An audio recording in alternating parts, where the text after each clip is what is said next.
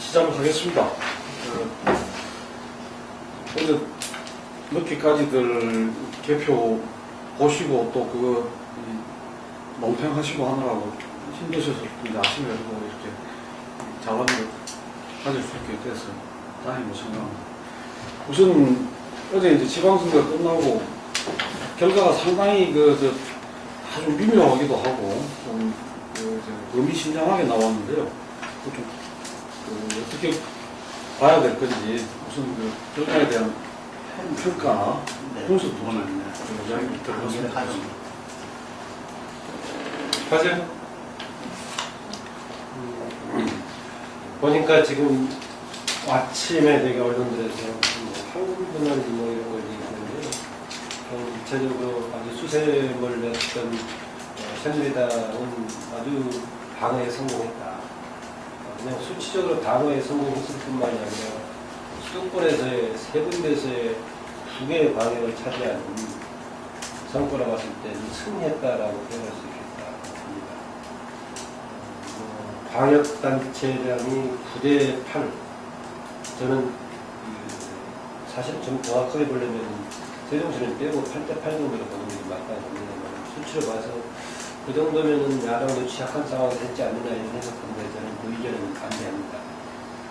야당은 이번 선거를 지배했던 가장 큰 변수는 세월호 참사였고 야당 역시 세월호에 대한 심판론을 내걸었는데 세월호에 둘러싼 응징을 요구하는 분노의 민심이 굉장히 강하게 있었다. 그 징표들은 여러 조사라든가 자료를 통해 확인할 수 있었다. 그런데 그것을 응징해줄 주체, 그 민심을 수용할 것은 역시 야당이 돼야 되는데 그것을 충분히 소화하지 못했고 그것이 결과적으로 여당에게 일정한 승리를 가져오는 결과를 가져왔다고 봅니다. 일부에서는 세월호 심판론과 박근혜 마케팅으로 해서 박근혜 동기로 오히려 승리했다 이런 보는데 저는 박근혜 마케팅의 경우에는 특별한 효과를 봤다기보다는 건전치 않은 정도였고 이쪽에서 세월호 민심을 수용하지 못한 결과가 상대적으로 새누리당의 분열을 비교했다 정도를 말씀드리겠습니다. 방역단체장 숫자로 따지면 새정치연합의 이제 신승이라고 표현할 수가 있겠고 또 새누리당은 선전해가지고 뭐 방어하는데 어느 정도 좀 이제 성과를 거뒀다 이렇게 얘기를 할 수가 있겠죠.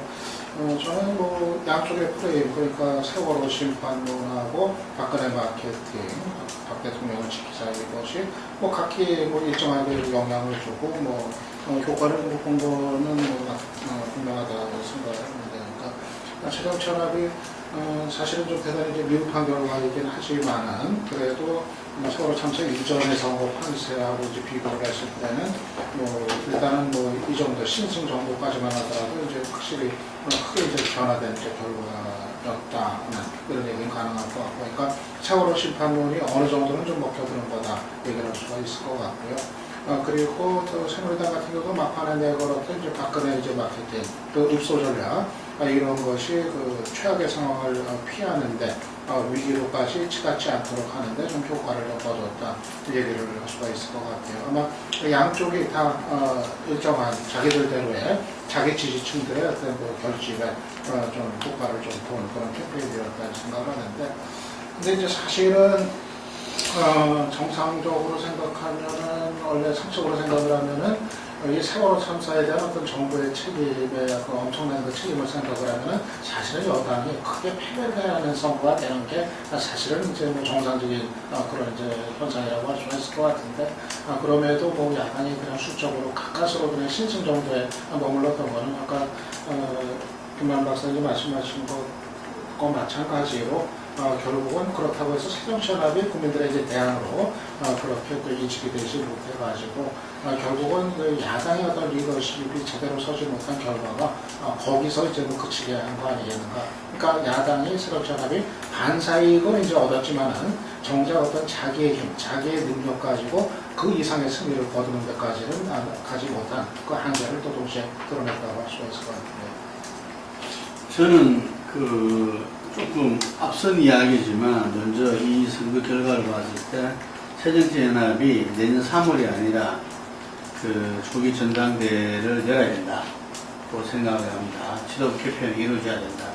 왜냐하면은 지금 그 충청 강원이 승리했기 때문에 그나마 지금 균형을 이뤘어요. 아니면은 세월호 참사에도 불구하고 야당이 참패다라는 결론이 나올 수밖에 없었는데, 그러면 충청 강원은 그 현재 새정치민주연합 지도부의 어떤 또 당적인 차원에서 어떤 선거 캠페인이나 여러 가지 정책 대안 때문에 이길 수 있었냐? 저는 그렇지 않았다 보고요. 그렇기 때문에 전혀 이것은 이 새정치연합의 어떤 지도부가 이번 선거에서는 저는 참패했다 그래 봅니다. 왜냐하면은 이게 경기 인천이라는 수도권에 에서 결국 선거는 수도권에서 난다. 그리고 우리가 저쪽에서 봤을 때는 지역기반인 부산, 이쪽에서 강주, 에서의 무소속이 돌풍이 어떻게 정리될 것인가. 이게 하나의 그 상당히 관전 포인트였는데, 제가 볼 때는 그 수도권에서는 경기 인천에서 속절없이 밀려버렸다. 이게 서울에서는 그 물론 이 세월호 참사 전에 어떤 컨벤션 효과라든지 여러 가지에서 정몽준 후보가 엎치락뒤치락 했던 짧은 기간도 있었지만, 박원순 후보가 어쨌든 간에 안정세를 갖다가 계속 유지해왔고, 이 세월호 이후에는 안정적으로 그 부분이 이루어졌기 때문에 서울은 아마 새정치연합이 승리할 거라면서 누구나 다 그 예상을 했고, 문제는 경기 인천이었는데, 이 수도권에서의 어떤 이 새정치연합이 너무 무기력했다 이렇게 보여집니다. 예, 물론 김진표 후보 같은 경우는 선전했지만 지난 대선에서의 그 지난 대선에서 결국 패배는 수도권에서 특히 경기 인천에서 패배했기 때문에 진 거거든요.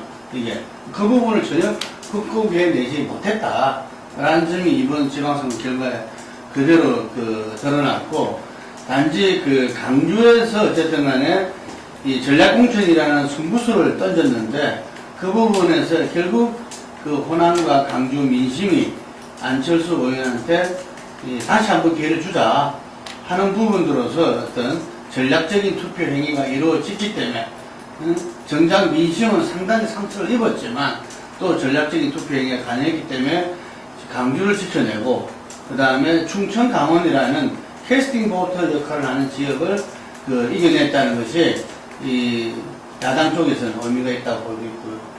이 여당 쪽에서는 어쨌든 상당히 불리한 어떤 민심, 예를 들면은 한 며칠 전까지만 해도 굉장히 마지막에 이 박근혜의 눈물 마케팅, 예를 들면은 참 정부 여당의 어떤 무덤이라는 지방선거에서 그나마 지금 현재 이 균형을 갖다 유지하고 또 수도권 승리를 해놓은 것은 결국은 이 선거의 유황이라 할 수 있는 박근혜 마케팅의 눈물 마케팅, 그것도 호소함에 그래서 보수층의 결집이 막판 이루어졌다 이렇게 볼 수가 있겠고, 이것이 또 잘못하면 앞으로 전국 운영에 상당히 이 패착을 뚫을 수도 있다.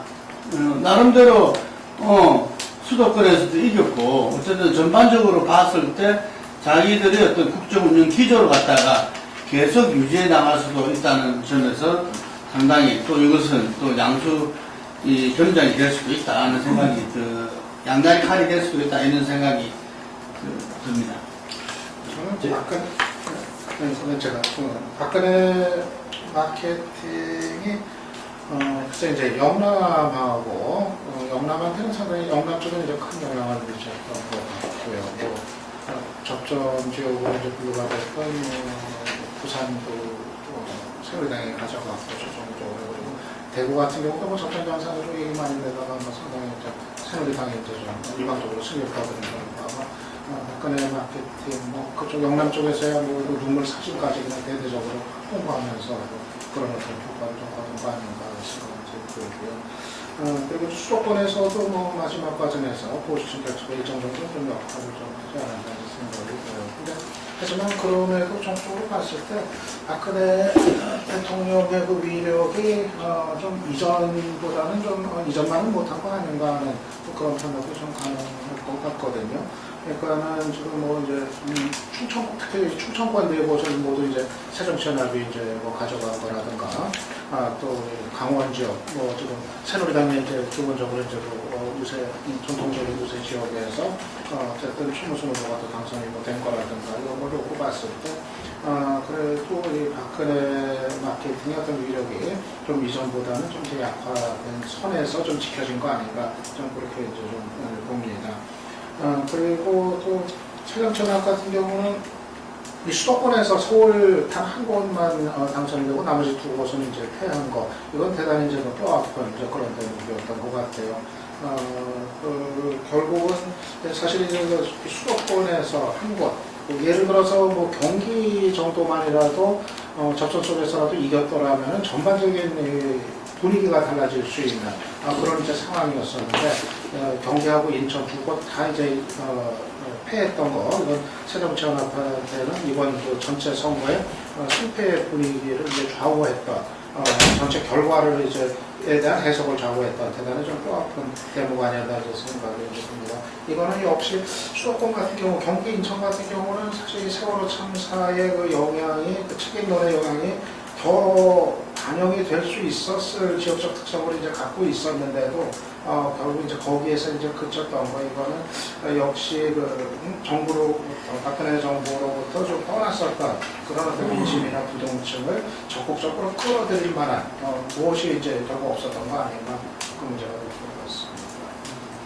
제가 아까 그 결과 분석에서 여야 정당 간의 승패의 기준이 무엇을 볼 것인가에 다를 수 있다라고 답을 봅니다. 어떤 사람은 20%대의 지지율을 갖고 있는 새정치민주연합이 이 정도 하는 것은 대단히 선전한 것 아니냐라고 얘기할지도 모르겠습니다. 그러면 선전의 이유는 뭐였느냐?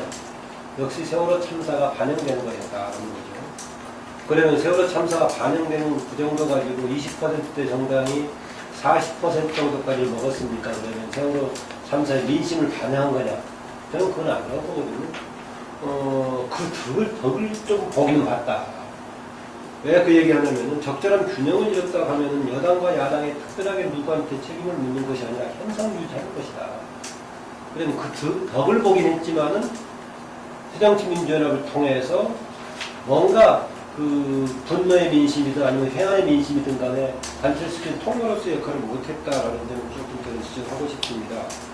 그리고 박근혜 마케팅 아까 참 유창선 박사께서 지적하셨는데 이번에 과연 박근혜 마케팅이 통했느냐 아니면 야당의 세월호 심판론이 작용을 못했느냐 물론 모든 게 다 맞물려 있긴 하지만은 저는 박근혜 마케팅을 통한 나중에 무슨 보수층의 결집보다는 잠재적인 야권 지지 계층을 투표장으로 불러내지 못했던 측면을 주목할 필요가 있다는 생각을 합니다. 그렇게 이야기한 이유는 앞서 제가 몇 군데서 말씀드렸습니다만 바로 그 6월 1, 2, 3일 날 방송 3사에 조사했던 자료라든가 아니면 선관위에서 조사했던 투표 의지에 관한 질문이라든가 또 리얼미터에서 했던 여러 가지 투표 참여를 통한 심판 의지라든가 등을 봤을 때 예전하고는 상당히 적극적인 참여 의지가 있었는데 그것을 담을 그릇으로서 그나마 잠재적인 가능은 제1야당인 새정민주연합에 있었는데 그걸 담지 못했다라는 점에서 저는 오히려 박근혜 마케팅이 통했다는 점보다는 그것을 소화하지 못했던 흡수하지 못했던 새정치민주연합의 문제점을 주목해야 된다고 보고요. 박근혜 마케팅이 과연 또 왜 통했냐 안 통했냐 저는 평균 정도밖에 못했다고 하는 이유는 지지율 자체가 40%대 후반에서 갤럽의 경우에 그렇고 리얼미터의 경우에 50% 내에 나타나더라는 정도를 가지고 과연 크게 동력을 만들어낼 수 있었느냐 혹시 유정공 문제를 가지고 이제 그나마 박근혜 마케팅 일부 통했지 않느냐 이런 얘기 할 수 있을지 모르겠지만은 그렇게 위력을 가지고 있는 것 같지는 않다라고 가지고 하나는 또 이제 김능구 대표에게 질문하려고 아까 써놨는데 안철수 공동대표가 윤장현 후보를 전략 공천하는 승부수를 던졌다고 했는데 무엇을 하기 위한 승부였는지 한번 물어보고 싶어요. 네, 끝났어? 예. 저는 어쨌든 간에 이 새정치민주나 그 정통 야당의 어떤 근거지로서 그 호남, 그래서 호남이 변하지 않으면은 민주당의 미래가 없다라는 어떤 이 깊은 성찰, 전략적인 기조 속에서 그러면 호남의 변화를 이번 지방선거에서 어떻게 가져올 것인가? 저는 이 부분들이 정말 그 민주당의 새정치민주연합의 많은 분들이 고민을 했다고 봅니다. 그 속에서 아마 일정 정도의 컨센서스를 이루기에 예를 들면은 이 방역단체장에서 정말 개혁적인 임무를 갖다가 이제 그 도민들한테 호남 민심에 또 전국적으로 내놔야 된다 이런 걸 했고 그 현실적인 가능성과 여러 가지를 봤을 때 그 중에서 이렇게 강주시장을 갖다가 이렇게 꼽았다. 이게 하지만 그것이 이 강주시장조차도 이번에 지금 벌어지는 그런 과정에서도 봤듯이 여러 가지 이렇게 그 저항과 반발 이런 부분에 부딪힐 수밖에 없었다. 저는 국회의원 5명이 예를 들면은 어떤 뭐 윤장의 지지를 이야기하고 이런 그 흐름이 그런 같은 흐름이었다고 봅니다. 하지만 제 개인적으로는 그 과정이 보다 더 이렇게 좀 이렇게 예를 들면은 시민과 도민과 민심과 함께하는 과정일 수 있었는데 꼭 그런 이 전략공천의 어떤 방법을 썼어야만 됐는가는 좀 별개의 문제로 치더라도 어쨌든 금방 제가 말씀드린 어떤 호남이 변해야 이 민주당, 이 새정치민주연합의 예. 미래가 있다. 바로 그 점에서 그 승부수를 그래, 던졌다고 이야기합니다. 너무 길어지고 전체적인 거에서 좀 벗어날 것 같아서. 그럼요. 나중에 그 필요하면 따로 좀 말씀을 하시는 게 좋지 않겠나 싶습니다. 아까 어떻게든 이 줄거리로 다시 이렇게 갔어. 뭐 새정치연합 문제가 이게 새정치연합이 좀 드러냈던 이제 한계가 이 교육감 선거하고 좀 대비를 해보면서 좀 저런 판단이 좀 드는 것 같아요. 이제 교육감 선거는 아주 진보한테 대약진을 했단 말이에요. 그러니까 이게 상당히 좀 혼돈스러운 거예요. 지금 그냥 이쪽 그 지방선거에서는 그게 아닌데 왜 교육감 선거에서는 사람들이 진보에 대해서 거부감을 안 갖고 저렇게까지 약진을 하게 됐을까? 이게 오히려 그 진보 교육감들이 이렇게 약진할 수 있었던 게 당의 간판이 없었기 때문에 정당 공천이 없었기 때문에 가능한 거 아닌가 하는 생각이 들어요. 그러니까 지방선거에서는 이제 새정치연합에 대한 어떤 그 불신, 그러니까 대안으로 인식하지 못하는 주저함 이런 것 때문에 그 적극적으로 이제 그걸 끌어내지를 이제 못한 그 한계가 이제 드러났던 건데 오히려 정당 공천이 없는 교육감 선거에서는 사실은 뭐 이 진보 성향의 문제라기보다는 그 정당 공천 어떤 그 대안으로 인식되지 못하는 새정치연합이나 어떤 간판 이거 자체가 이제 걸림돌이 됐던 건데 오히려 교육감 선거에서는 그게 이제 풀어졌던 거 아닌가 이렇게 좀 생각을 해볼 수 있을 것 같고요. 그리고 이제 새누리당 이번에도 이제 그 박근혜 마케팅에 결국은 절대적으로 의존하는 모습을 보였는데 결국은 자기들끼리 이렇게 하다가 뭐그 위기의식 속에서 안 되니까 막판에 결국은 이제 박근혜 마케팅에 절대적으로 의존하는 그래서 뭐 어느 정도는 좀 효과도 보고 또 한계도 있고 뭐 그랬는데 이번에도 역시 그 박근혜 대통령이 그 새누리당의 유일한 이제 버팀목이 된 상황이 됐는데 앞을 내다보면 저는 이거는 상당히 비관적이라고 봐요. 새누리당 앞을 봤을 때. 지금 새누리당이 지금 자기 힘으로 이거를 이 정도까지 막아낸 것이 아니라 다시 박근혜 마케팅이었다 한다 보면은 대통령의 지지율은 앞으로 시간이 가면 갈수록 계속 이제 하락을 하게 돼 있는 거고 그러면은 결국은 이제 다음 총선은 또 어떻게 치를 것인가 그때도 박근혜냐 그건 이제 아닐 거란 말이에요. 그렇게 보면은 결국 그 새누리당 내에서 이제 박근혜 마케팅에 절대적으로 의존하지 않고 자기 힘으로 뭘 해나갈 수 있는 어떤 내부적인 변화 이쪽으로 가는 거가 결국 이제 살 길 아니겠나. 근데 잠깐 제가 좀 그 질문 삼아 또 좀 문제 제기 삼아 좀 말씀을 드리면 박근혜를 이제 그 들고 나온 여당의 그게 먹혔는데 얼마나 먹혔는데 이거가 그것도 짚어봐야 되겠지만 그보다 중요한 게 지방선거를 치르면서 처음에 여당 쪽에서 했던 거는 이거는 정권 심판으로 가서는 안 되고 그거는 지방 정부에 대한 평가이고 뭐 그다음에 또 이 지방 지금 그동안 지방에서 해온 사람들에 대한 그게 대해서 이렇게 이야기했다가 결국은 자기들 스스로가 나중에 가서 완전히 이게 박근혜 정부를 살릴 거나 죽일 거나 이런 식으로 몰아갔단 말입니다. 근데 그 부분이 과연 그 지방선거라는 그거에서 봤을 때 여당이 이런 식으로 나오는 것이 옳으냐, 내지는 또 이렇게 해가지고 설사 일시적인 성과를 거둔다 하더라도 앞으로 뭐 지금 어떤 사람들은 어제 토론하는 거 보니까 뭐 모든 선거가 심판인데 저 야당이 제대로 심판을 못해놓고 언제 와서 심판 아니라고 뭐 이야기하는 식으로 어떻게 한다고 뭐 상당히 좀 적반하장 식으로 이야기를 하는 걸 봤는데요. 그 점은 어떻게 보십니까? 그 야당은 당연히 집권 여당에 대한 심판 문제가 다 수밖에 없죠. 근데 오히려 야당은 또 심판 아니었다고 막 개념을 뭘로 쓰죠? 저런 식이야 나와갖고 막 변명하는 초반에 나왔을 때는 박근혜 지지가 너무 강도한 것 같으니까 박근혜를 물고 늘어졌다가는 조금 오히려 뭐 바위에 부딪히는 꼴밖에 안 되는 느낌이 드니까 뭐 견제론이라는 용어를 쓰기도 하고 다양하게 바꾸게 됐죠. 그런데 그 새누리당이 지방정부 평가 심판론을 잠재우게 된 것은 세월호 참사 속에서 지금 지방정부 심판론이라는 단어는 꺼낼 수가 없는 상황이 되었고 세월호 참사는 결국은 정부 여당에 대한 비판, 불만, 무능, 무책임 뭐 이런 것이 화살이 가니까 그 차원에서 맞대응이 나왔죠. 그러다 물론 지금 얘기하신 당위적인 차원에서 보자면 박근혜 대통령을 지키기 위해서 또 이후에 박근혜 대통령의 국정을 안정적으로 운영하기 위해서 새누리당 지방선거에서 새누리당에 대한 지지를 해달라. 이것은 황당한 이야기죠. 지금 박근혜 대통령의 그동안의 그 국정 운영에서 불안요인이라든가 또 세월호 참사 이후에 지금 위기라든가 이런 것이 지방정부에서의 소수의 때문은 아니죠. 박근혜 대통령의 국정 운영 방식 방향이 잘못됐고 세월호 참사 이후에 대응하는 방식이 국민들의 상식적인 감에서 유리가 됐고 그것을 조금 궤도 수정해줘야 될 집권 여당은 존재감이 실종되어버렸고 그런 문제가 있는데 그걸 숨겨버리고 표를 달라고 하는 건 상식적으로 맞지 않은 거였어요.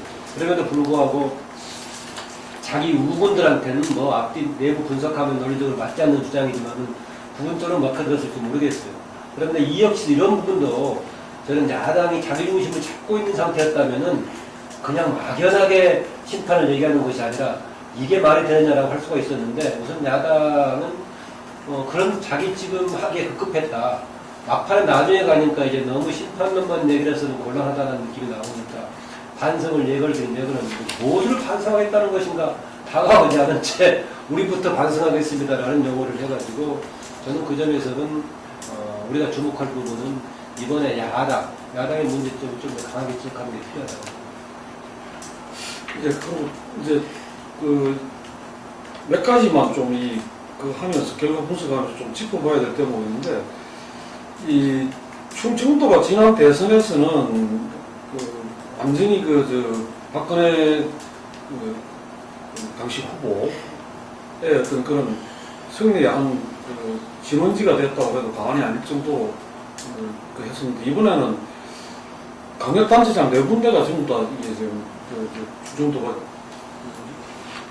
바뀌었어요. 완전히 야당으로 됐는데 그 부분을 어떻게 봐야 되는 것인지 이게 앞으로 아까 말씀 속에서도 캐스팅 보트 이야기가 나왔지만 충청도 갖고 있는 의미가 대단히 크잖아요. 그러니까 그게 전체 선거에서 영원함이 여전히 난이 있는 상황에서 충청이 어떻게 하느냐가 관계가 중요한데 이거는 그걸 어떻게 봐야 되는 것인지 지방선거이기 때문에 또 다른 해석이 가능한지 아니면 저는 지방선거에서 후보 인물의 경쟁력이 가능해서 이게 좀 여러 군데서 좀 드러난 것 같아요.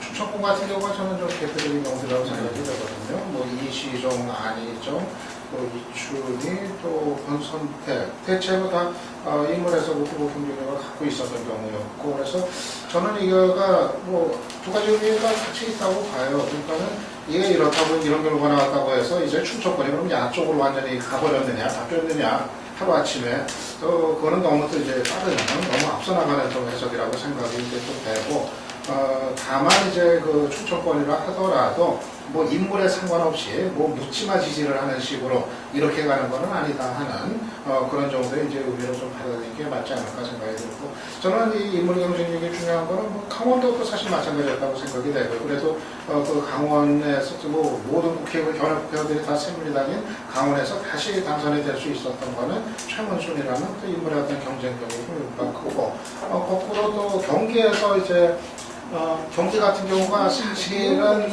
세월호 참사의 그 책임 문제가 더 부각이 되면서 야당이 충분히 좀 한번 이길 수도 있는 지역이었는데도 결국 이제 그게 무슨 실패를 한 거, 이거는 역시 남경필이라는 어떤 인물이 갖는 기본적인 경쟁력에서의 어떤 우위, 이것이 이제 끝까지 이제 좀 효력을 발휘하는 거 아닌가 그렇게 생각이 돼서, 저는 이번 지방선거에서는 그냥 뭐 정당만 가지고 뭐 묻지마 뭐 지지식으로 쭉 간 것이 아니라 이 인물의 어떤 경쟁력 부분도 상당히 중요한 판단의 부분이 됐다, 저는 그렇게 좀 생각을 합니다. 총천권 이제 인천하고 특히 대전의 경우에 조금 면밀히 분석해볼 필요가 있다는 생각이 드는데, 지금 거칠게 봤을 때는 지금 이 박사 지적한 대로 개별 인물군의 특성 때문에 좀 결과가 나오지 않는 것은 남되기도 하고, 나머지 지역 역시 조금은 차이가 있긴 합니다. 아다시피 충남은 이미 충청 대망론이 일정하게 한혜장한테 얽혀있는 부분이 있고, 그리고 이시종 후보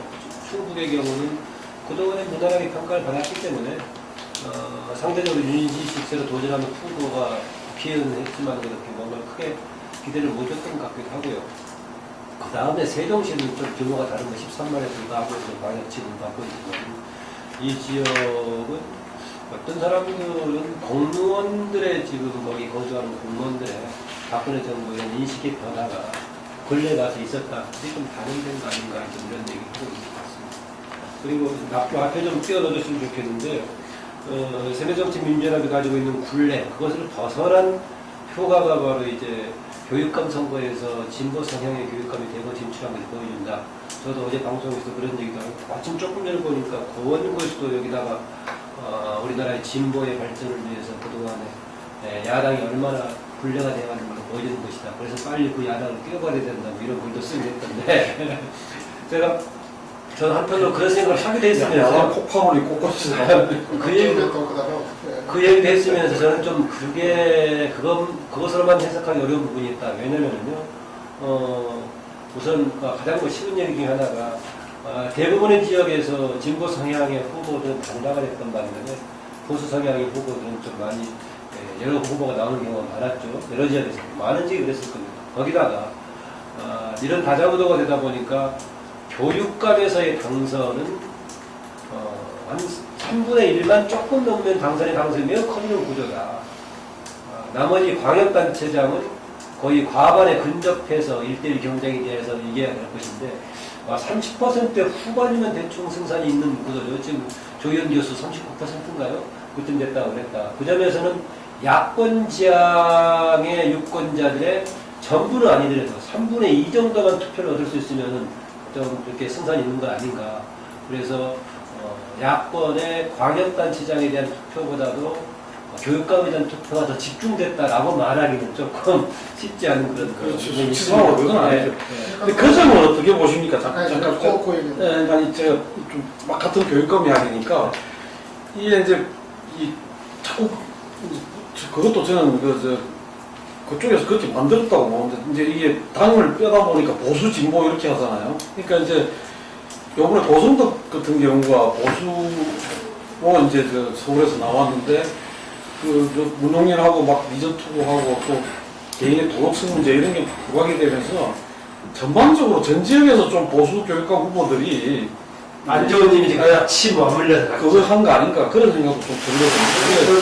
보수 쪽의 교육감들이 그런데 이 교육감 선거에서 가지고 이 진보 성향의 교육감이 상당히 압도적으로 됐다는 부분에서, 예를 들면 선거 기간을 쭉 보면은 이 점을 빠뜨려서는 안 되죠. 왜냐면은 보수 성향의 후보들이 어쨌든 간에 단일화가 못됐다. 이 점을 빼면 안 되죠. 왜냐면 다 두세 명이 놓았기 때문에 표가 분산됐어요. 그 합하면 진보 교육감이 이기는 경우 거의 없어요. 이게 분산돼 버렸기 때문에 된 거고, 그래서 뭐 옛날로 뭐 진보는 분열하고 아니라 교육감 선거는 항상 보수가 분열됐기 때문에 지난번 2010년 선거에도 그랬고 이번 선거에서도 그랬던 거죠. 문용인이 서울교시 교육감 될 때 그 전에 그러한 이 경험이 있기 때문에 어쩌든지 보수 단일화하려고 총력을 기울여서 단일화했기 때문에 문용리가 됐던 거고 이게 그래서 그 정도 같이 봐줘야지.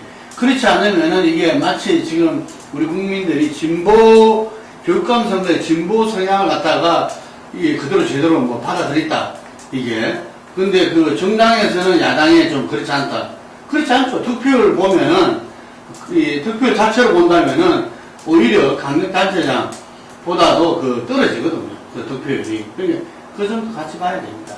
저도 그 얘기를 하려고 그런 거예요. 그러니까 저는 아까 얘기처럼 뭐 진보 교육감 후보들이 30%대 득표율을 가지고도 당선이 될 수 있었던 거는 바로 그 진보 측은 뭐 거기로 이제 표가 하나로 이제 집결이 되니까 바로 단일화 효과를 뭐 충분히 거둔 거다 얘기를 할 수가 있겠고 나머지야 뭐 지금 유권자들 입장에서 그렇죠. 뭐 지금 뭐 정당 공천이 있는 것도 아니고 그러면 중도나 어떤 보수 후보들이 난립한 속에서는 당연히 이거는 뭐 누가 누군지 모르는 상태에서 표가 그쪽은 이제 분산이 되게 돼 있는 거니까 상당히 낮은 득표율을 가지고도 진보 후보들이 이제 당선이 가능했다. 그런 이제 중요한 부분이었던 것 같아요. 또 하나 이 교육감 선거에서는 이번에 그 교호 순서가 돌아가면서 하는 게 적용됐잖아요. 그 점에서 보자면 한 후보에 대해서 30% 후반이 나온다는 것은 그냥 정치적인 성향에 따라서 투표하는 것이 아니라 상당히 면밀하게 골라가면서 투표하는 그런 경향이 나타났다고 볼 수 있을 것입니다. 뭐 이렇게 선거 지역마다 이렇게 순서가 달랐음에도 불구하고 한 후보에게 이렇게 많이 나온다는 것. 이번 선거에서는 아들, 딸들의 위력이 진짜 많이 크게 될 것 같아요. 거기 오면 이제 고승덕의 추락, 조의원의 당선, 그리고 저기 누구의 정몽준의 또 추락. 예,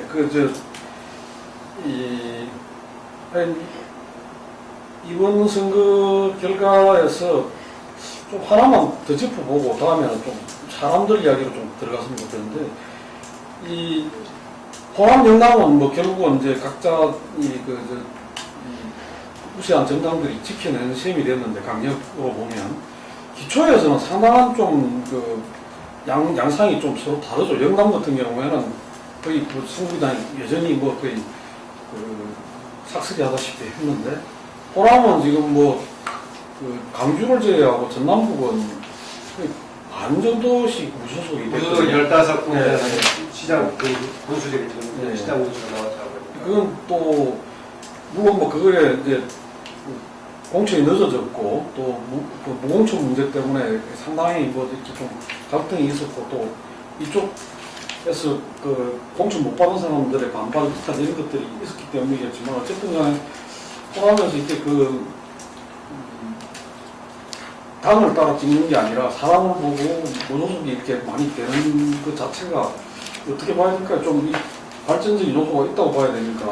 저는 이런 양상이 진즉 나왔습니다. 언제부터 나왔냐면 2000년 선거에서부터 이게 나오기 시작했는데 다시 한 번씩 무슨 노무현 등장해가지고 줄투표로 몰아버리는 투표로 나와버리고 그 다음에 문재인 나와버려가지고 계속 가버렸죠. 아까 그래서 제가 윤장현에 대한 조금 과정상의 문제는 있었지만 승부수를 던졌다. 내가 무엇을 위한 승부수냐라고 물어봤었는데 그렇게 되면은 대주주가 바뀌는 것일 뿐이지 어떤 발전적인 변화가 있느냐. 오히려 그동안은 너무 주주에 의한 주주들에 의해서 대주주에 볼모 잡힌 것이 문제였는데 호남의 변화의 방향은 1차적인 것은 그런 뭔가 경쟁 구도를 살리는 것이 필요한 것이지 대주주를 바꾸는 게 필요한 게 아니다 했는데 마치 이번에 대주주를 바꾸는 양식으로 돼서 무엇을 위한 승부수냐 이런 문제가 나왔다고 봅니다. 그래서 이번에만 생기는 것이 아니라 2000년 선거 때부터 계속 반복적으로 나왔는데 다른 요인에 의해서 다시 한번 끌려가 버리고 했는데 그게 또 한 번은 이제 안철수에 끌려가려고 하다가 지금 안철수가 무기력해져서 끌려갈 수 있을지는 모르겠어요. 그 현상이 광주에서는 어차피 불가피하게 나중에 이렇게 윤장에 대한 지지로 이어졌지만은 기초에서는 그동안에 대한 뭔가 이제 그걸 벗어나려는 탈각하려는 것이 진즉부터 있었지만 이번에도 강하게 나타난 게 아닌가 좀 그렇게 봅니다. 저는 이제 광주 같은 경우는 광주 시민들이 갖는 그 결과에 대한 부담이 엄청 이제 커졌다고 생각이 이제 되거든요. 그러니까 만약에 윤장현이 아니라 강원태가 됐을 때 그때는 이제 새정치연합의 지금 질서 자체가 이제 무너질지도 모른다는, 그리고 특히 이제 안철수 대표의 그 앞길에 어떻게 안철수 대표 자신이 이제 또 무너질지 모른다는 그런 걸 다 이제 내다보고 있었기 때문에 과연 이제 어떤 정치적 선택을 해야 될까 것인가, 전략 공천에 대한 이제 불만이 여전히 뭐 살아 있음에도 불구하고 그래도 이제 큰 흐름을 위해 가지고 새정치연합을 일단은 좀 살려두고 기회를 이제 주자하는 그런 좀 나름대로 전략적 선택을 했다, 좀 그렇게 이제 생각이 됩니다. 그러니까 그리고 이제 무소속 강훈태 후보를 거기서 당선시켜주는 것이 무슨 전략 공천에 대한 어떤 불만을 드러내는 것 이상에 무슨 앞으로에 대한 정치적인 의미가 있겠는가, 이런 문제에 부딪혔던 거라고 생각이 되고, 다만 이게 이제 기초단체장 선거로 가면은 좀 그 부담은 상당히 좀 덜해졌던 거라고 생각이 돼요. 그러니까 이 공천 그 갈등 과정에서 뭐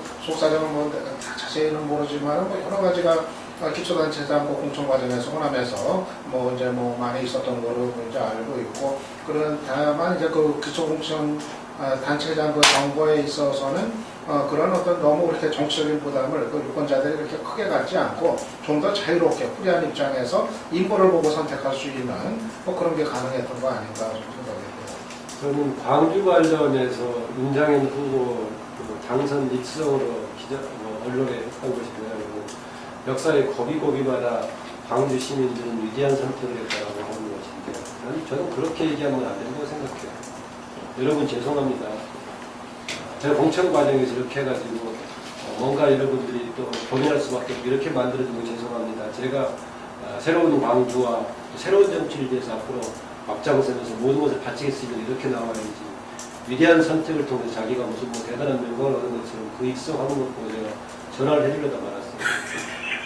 자기가 아니라 강주 시민이 위대한 선택을 했다네. 결국은 자기를 선택한 것이 위대하고, 가장 지금 경기나 대구 이런 데 비해서 가장 차하게 선택을 하게 만드는 그런 선거구들을 만들어 놓고 그 틈 속에서 당선이 되고 나서 그 위대한 선택을 강주는 그런 것 같아요. 예를 들면은 얼르고 빠치는 거지. 아까 현역 시장이 송영길만 떨어졌다 이랬는데 송영길만 떨어진 게 아니잖아. 그 현역 시장이 거기는 공천을 못 받았고, 아니 이 사람도 떨어졌잖아. 이름 갑자기 기억이 안 나. 강원태. 벌써 근데 떨어졌다고. 강원태가 이용섭이 됐다면 사람들이 많이 달라질 거다, 이런 말을 많이 저도 그렇게 합니다. 하잖아요. 이게 강원태가 말하자면 구학의 상징이다, 뭐 이런 이야기도 하는데, 하여간에 지금 한 번 더 기회를 준 거다는 표현을 제가 쓰는데, 그걸 갖다가 안철수 의원이나 금방 말한 대로 윤장현 이제 시장이죠. 시장은 잘 새겨들어야 될 것이다. 안철수 현상과 안철수 의원이 전혀 다르다는 것. 안철수 의원은 정치 초보인데 본인이 정치 구단처럼 행사하려면 안 된다는 것을 저는 이번 지방선거 과정에서 자기가 압축된 경험을 했다, 이런 말을 하는데, 정말 그것이 어떤 이 레토릭뿐만 아니라 정말 자기가 정말 그런 경험을 소중하게 여기고, 정치 초보에서 지금 이제 거대 야당의 지금 공동 대표가 되어 있잖아요. 어쩔 수 없는 지방선거 과정에서 이루어진 일이지만, 저는 이 차원에서 본인이 정말 겸허하게 한 단계 더 이 진보를 위해서는, 전진을 위해서는 이보후퇴식으로서 저는 당권을 내놔야 되는 거 아닌가, 이런 생각이 들고, 이게 보니까 뭐 지금 서울 광주에서 승리했다, 전체적으로 뭐 예를 들면은 어느 정도 균형을 맞췄다 해서 이 새정치연합의 지도부가 그대로 이렇게 내년 3월까지 갈 거라는 이런 분석들이 있는데, 저는 좀 전에도 이렇게 우리 김만 박사님께서 말씀하셨지만, 정말 이번 선거는 이 세월호 참사의 분노, 그리고 박근혜 정부에 대한 기간의 어떤 1년 몇 개월에 걸친 어떤 부분에 대한 어떤 이 중간 평가와 심판이었다면, 이보다는 이 여당의 참패가 됐어야 됐던 거 아니냐. 그 이유는 첫 번째가 바로 새정치민주연합 야당이 자기 역할을 제대로 못했기 때문에 그렇다. 저는 이전에 이번 지방선거에서 이 야당 지도부가 가장 겸허하게 받아들여야 된다.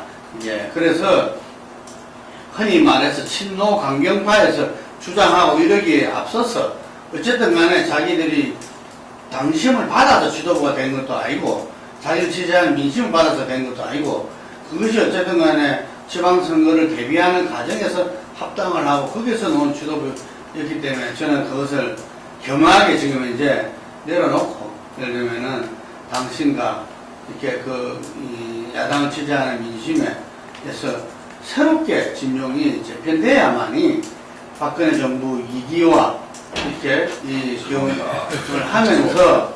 하면서 그 이후에 총선 대선을 준비해 나가고 국민 신뢰를 받을 수 있다. 이 포인트 굉장히 중요한데 그냥 만약에 흘러가다가 계속 이렇게 상대방 예를 들면은 비주류의 어떤 강경 공격 속에서 어떤 식으로 잡히면은 야당이 또 모양새가 저는 상당히 어지러질 수밖에 없다. 예, 얘기 나왔으니까 이거 좀 이거 할게요. 새로 오셔가지고 조금 해야 나는 새로 오신 분 우리가 지나갔던 한 20분 먼저 시작해주세요. 아니 지금 얘기 나왔는데 네, 그러시면 마무리 하시고 김문호 대표에게 우선 앞에 좀 좋은 얘기라고 생각이 되는데 정치구단이 아닌데 정치 초보인데 정치 초보답게 좀 하는 게 낫지 않겠냐. 사실 이제 광주 전략공천 문제도 이제 그런 문제였던 것 같아요. 이게 이제 그야말로 DJ 정도 되는 어떤 그런 이제 정치 리더가 있다면 이거 받아들이는 게 달랐을 거예요 아마. 그야말로 이제 리더십이 이제 서 있는 그런 이제 위치에서 정말 전략공천이 불가피했다고 결단을 내렸다고 한다면 또 광주에서 받아들일 수 있는 그것이 반응들이 달랐을 텐데, 근데 안철수 대표는 이제 그 리더십이 세워져 있는 상태가 아니었단 말이에요. 그러면은 일단은 전략공천을 하더라도 그걸 밀어붙이는 식으로 하는 게 아니라 정말 이거를 어떻게 가능하도록 저는 전략공천의 광주의 전략공천 필요성은 저는 뭐 동의를 하는 사람이에요. 그런데 이거를 이제 어떻게 가져갈 건가를 좀 잘 생각을 이제 했어야 되는 건데 정말 정치 초보답게 몸을 낮춰가지고 겸손하게 광주에 내려가가지고 거기서 불가피성을 설명을 하고 그리고 동의를 얻고 광주 시민들의 그러면서 이거를 좀 가져가는 이런 과정이 있어야 되는데 그거 없이 그냥 서울에서 그냥 일방적으로 식습작전 하듯이 밀어붙였던 거. 그래서 이것이 좀 자신의 어떤 현실적인 리더십을 감안하지 않은 그런 방식으로 했던 거에 무리가 따랐던 거 아닐까요? 뭐 대표적인 얘기가 이제 그거였는데 그거 이외에 뭐 여러 가지 또 그런 면에서 이해할 수가 있겠고. 그래서 지금 이제 선거 끝났는데 그러면 새정치연합 지도체제 이거 어떻게 할 건가 하는 문제. 저도 좀 한 번에 좀 이게 뭔가 과정은 필요하지 않나 좀 이제 생각은 이제 해요. 그래서 저는 사실은 이제 그 당권을 그냥 내려놓는 것보다는 좀 재신임 정도의 어떤 방식 같은 거 그런 거를 지난번 제가 뭐 한달에서도 한번 제안한 적이 있고 그런데 얼마 전에 만약에 지금 선거가 새정치연합이 이제 패배를 했다면 그러면은 또 이 여유가 이제 없었을 거예요. 패배했으니까 이제 쫓겨나는 식. 그러면 이제 안철수도 결국 이후가 이제 없게 되는 이런 상황에 이제 시나리오가 이제 됐을 텐데 일단 그게 아니라 이제 신성을 거둔 상황이기 때문에 좀 한숨을 돌리고 자기가 선택을 할 수 있는 그런 이제 영역들은 좀 생겨난 것 같아요. 근데 일단은 지금 뭐 새정치연합이 뭐 자기에 대한 당권에 대한 대안도 지금 부재하고 당내 사정도 그런 상태에서 바로 그냥 뭐 당권을 내려놓는 그런 것보다는 저는 차라리 그냥 프리하게 그 재신임의 과정을 이제 거치는 거. 그래서 당원들의 어떤 총의를 다시 한번 물어가지고 정말 그동안에 여러 가지 논란도 많고 같은 것도 많았으니까 정말 이 사람들이 계속 할지 말지를 좀 결정을 짓는 그런 거를 해야 새정치연합이 앞서고 좀 일신된 분위기 속에서 재신임을 받든 아니면 그게 안 이루어지든 뭔가 좀 정비가 되고서 앞길을 갈 수 있지 않을까.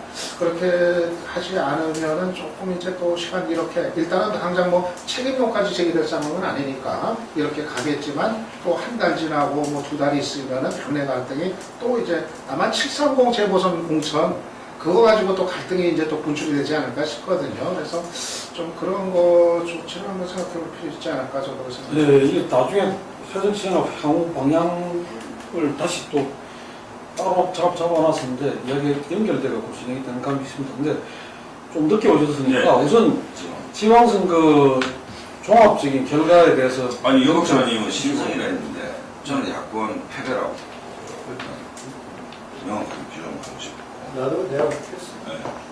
그러니까 세월호라는 프레임이 압도적으로 작동하는 상황에서 특히 수도권 도시도 있고 뭐 했다는 것이 야권이 아무리 뭐 좋게 보더라도 야권 승리라 신성 뭐 야권이 비겼다 뭐 이까지도 좀 규정하기 힘들 것 같아요. 야권이 패배다. 그 다음에 안철수 대표 얘기가 나왔을 때 복귀를 하자면 뭐 아마추어적이다 뭐 어쨌든 그러니까 만약은 없지만 오거돈 그러니까 광주는 어쨌든 야권의 텃밭이잖아요. 그러니까 부산에서 오거돈을 직구 초래해서 김부겸과 오거돈의 두 축을 통해서 영남에서 지금 굉장히 의미 있는 어떤 선거를 펼쳤는데 여기에 만약에 화력을 집중했다면 안철수 현상은 계속 될 것이고 굉장히 정치적 부가 있을 뻔했는데 승부처를 광주로 담는다는 것은 그건 아마추어인지 조급함인지 뭔지 우리 설명이 잘 안 되는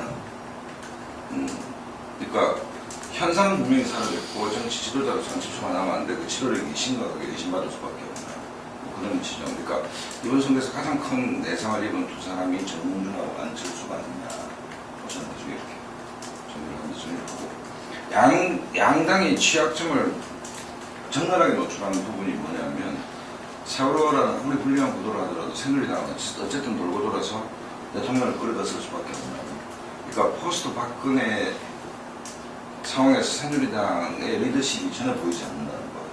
그 다음에 지도부가 이번 지원 요청하면서도 대중적 소울력이 있는 그 리더가 보이지 않았다는 것. 그러니까 박근혜 없으면 니네들 어떻게 할래? 라는 질문에 답을 못 줬다는 것. 이게 이제 새누리당의 구조적인 취약함인데 이게 실사 전당대회를 통해서 해소될 것인가 별로 그래 보이지 않습니다.